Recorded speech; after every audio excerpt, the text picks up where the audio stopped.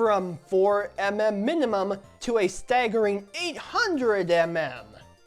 Though before I continue, I should probably mention what the mm value means in the first place. Mm refers to the focal length in millimeters. However, it is not the literal length of the lens, nor is it the distance between you and an object. Rather, it refers to the difference between the camera sensor and the optical center of the lens. For the lens of the camera itself is not a singular piece of glass, but rather a layering of the different elements that make up a lens. Again, the relationship between the optical center and the camera's sensor. The optical sensor itself is where the light rays come together to converge and make the image in question. The camera sensor is what receives the light in question. The mm value, or focal length of a lens, is meant to signify a few things. Those things being how much a scene is captured, how large your subjects will appear in the frame, and the distance between yourself and the object in question for getting a clear shot. That last one was probably what you were thinking of when I brought up the mm value. Typically, the higher the mm value, the longer the distances you will get and the smaller the frames you will have. Whereas the smaller the mm value, the larger your subject will appear in frame, but the shorter the distance, of course.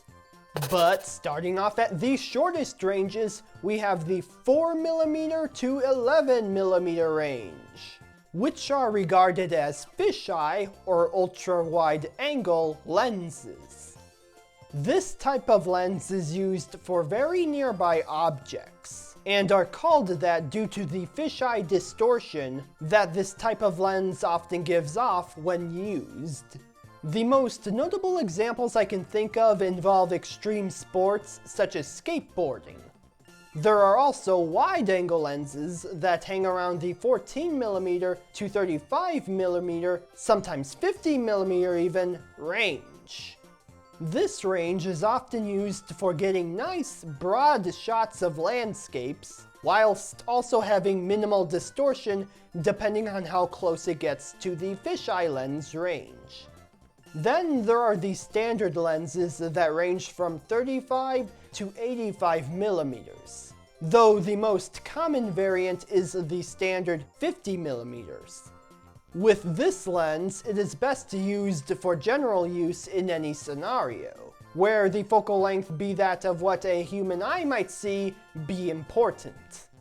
Then we have the short-range telephoto lens, which generally float around the 85mm to 135mm range. This type of lens is often used to get nice, shallow depth of field portrait shots of people from a distance thanks to its wide aperture, offsetting any distortion. Then there are the mid-range telephoto lenses that range from 135 to 300mm, or 400mm depending on your source.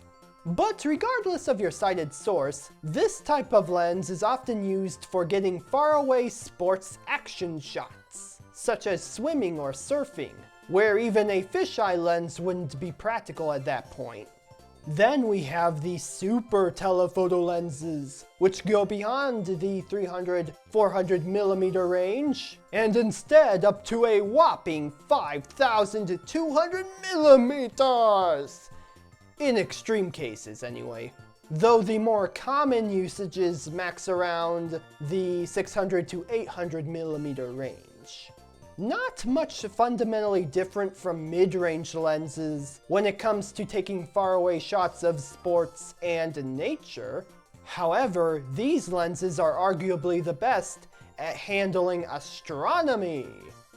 No, I don't think in a telescope sense, but I'm not too familiar with super telephoto lenses.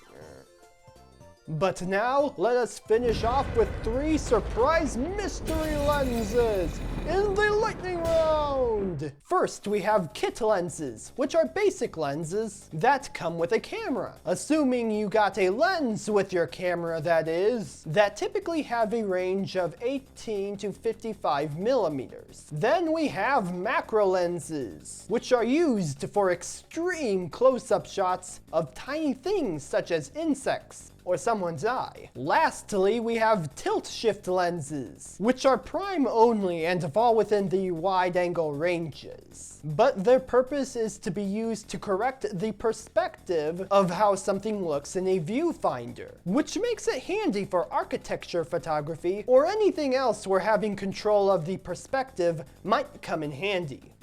And that is all I have left to say for this learning path. Hope you had fun, fulfill your challenges, and have a nice day.